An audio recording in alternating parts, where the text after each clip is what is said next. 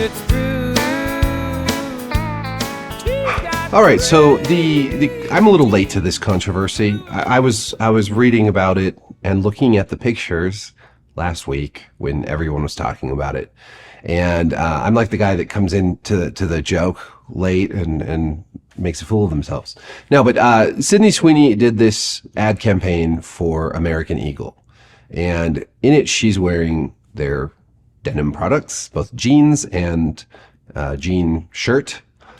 Which of course is a terrible sin. You should never wear denim with denim. And that's, if you ask me, the only thing that deserves any attention in terms of controversy. But we're going to talk about the actual controversy as well. The pun, the joke, the line, the slogan, the whole thing that everyone's all upset about or acting upset about is, after they show her looking, all sexy and everything in the jeans, they say, Sydney Sweeney has great jeans. And it's a pun. It's a play on words, right? It's the old play on, you have great genes, Genes, but they spell it Jeans, and it's a joke because usually that's usually when people say that, oh, you've got great genes, they're saying that you're hot, you're attractive, you're intelligent, you're creative. Okay, probably not intelligent or creative, but usually they're saying something like you're attractive. You've got great genes. So you're just naturally fit and good looking, and that's how I've always understood that phrase. People use that phrase in a very lighthearted way. I don't know about all the time, but yeah, I mean it's a pretty common phrase, and obviously it's a pretty obvious pun for a company that sells blue jeans to make and put an attractive woman with in their ad. They also have a bit where they show her eyes as they're very blue, and they say Sydney Sweeney's, or she says, my jeans are blue. So, there's a little joke with her eyes and her jeans being blue jeans. It's really just a dad joke, and it's pretty much targeted at dads because they're going to be ogling Sydney Sweeney. The controversies around this are manifold, right? For some people are upset because they're upset anytime that any woman is sexually objectified. Even though in the history of advertising for clothes, men's and women's clothing, people are almost always sexualized. I understand when this is controversial because they're for kids' clothes and they've got like 12-year-olds, look like as though they were pulled out of the movie Cuties or something. But when it comes to, men and women's clothes, pretty much selling those things with sex appeal is the oldest trick in the book. Sex sells, it's always sold, and it's kind of silly to get upset because they've got Sydney Sweeney looking hot in an ad. The other and more preposterous controversy is that somehow this statement that Sydney Sweeney has great genes is a fascist white nationalist statement that American Eagle is promoting whiteness, and that somehow Sydney Sweeney is involved in this, and that they're promoting like genetic, eugenics, genetic superiority based on her whiteness. She's white, blonde, blue-eyed. She's, basically the Aryan ideal, the Übermensch. This is crazy to me, right? It's super crazy because obviously I don't think anybody in the marketing department of American Eagle was like, let's do Nazi shit. And I doubt that Sydney Sweeney is like some closeted, Aryan nation chica. This is so patently absurd that it barely warrants comment. And I don't think it's particularly interesting to just echo what a lot of people have said about this. What I think is more interesting is the reaction to this, and the reaction to the reaction to the reaction to the reaction. All the reactions. Sorry, I have a new recording setup.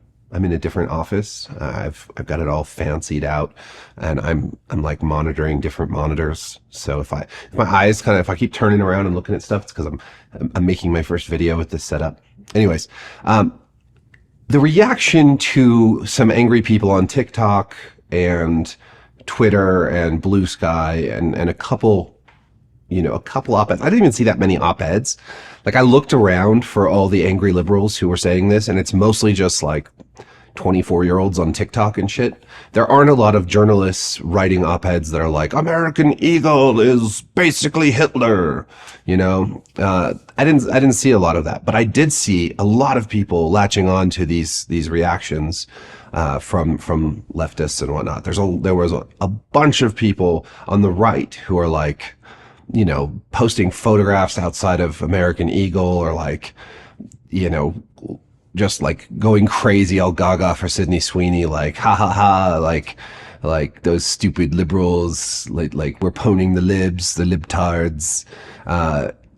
It's this huge reaction to something that's actually pretty small. Like, I didn't see a ton of people getting upset by this Sydney Sweeney ad. Some did, and it's silly. Obviously, it's very silly. But for the most part, the reaction to this has been much bigger. Tons of people on social media who are just like getting such a kick out of how upset people are about this. And it just seems to me that we've reached this point in this stupid timeline where everybody's always looking for a culture war to fight. Like, no one ever gets enough. The bloodlust is always dialed up to 11. Like, left or right, like the opportunity to latch onto any little thing and make it part of the culture war is just insane. It's off the charts. And I think it's super, super, super, super unhealthy. I do think, I mean, it does make sense after years of sort of like peak wokeness, like this era that we went through, sort of starting around Gamergate 2014, ramping up when Trump was elected, where cancel culture and wokeness and all this stuff went just completely insane. And people were getting canceled over the most ridiculous, ludicrous things. And you could not, you know, it's a wonder that any of us made it through that time without. I sometimes wonder how I didn't actually get, you know, canceled more than I have, though I'm not particularly popular amongst a lot of people on the left or the right, actually, just not that popular. But oh well, who needs that?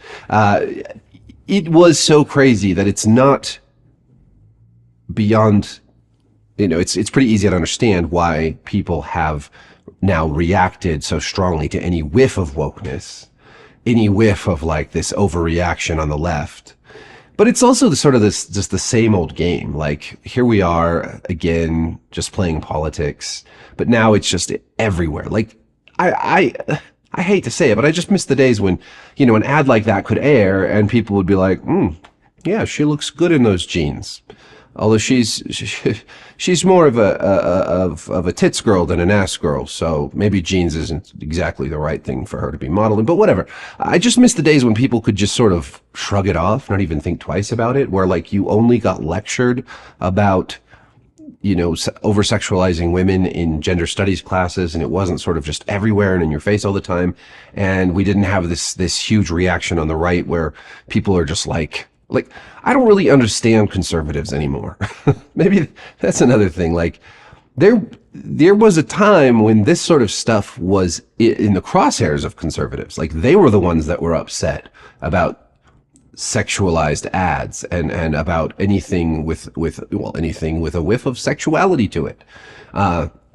Which we've just seen, you know, I made a video about this collective shout group that got the payment processors like Visa and PayPal to stop allowing payments from companies like Steam and Itch.io for pornography games. Not all pornography games, but a long list of adult games were then delisted by Steam. And that's like, you know, that's a form of soft censorship. It's not government censorship, but this is the kind of thing that right-wingers have always sort of been involved with. We forget because over the last decade or so, the left has been so censorious. The left has been the ones who have come after, you know, everything under the sun. And suddenly the right has, you know, risen up as like the free speech, you know, the bastion of free speech. But honestly, like, I suspect we will see another shift away from that towards the right being more censorious again, because a lot of the powers that be in conservative circles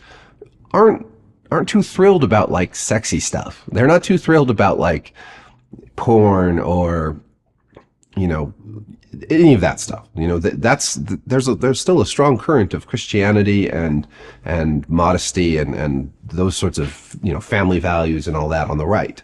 And we could go all in on a discussion of what family values actually mean in terms of policy, but we won't do that here. So what's my point? My point is, my point, I guess, is that everybody is just so eager to be a warrior in the culture wars these days. It's much worse than it's ever been. And if something as innocuous as a Sydney Sweeney ad for blue jeans can get everyone so riled up and so excited to be so riled up, then I do think we're totally screwed and we should just give up while we're ahead. So anyways, thanks for watching. Be sure to like, subscribe, hit the notification bell. Let me know what you think of the Sydney Sweeney ads and the reaction to those ads and the reaction to the reaction of those ads. And I guess my reaction to the reaction of the reaction of to those ads and yeah, in the comments. Thanks for watching. Peace. She's got great jeans, 'cause it's true. She's got great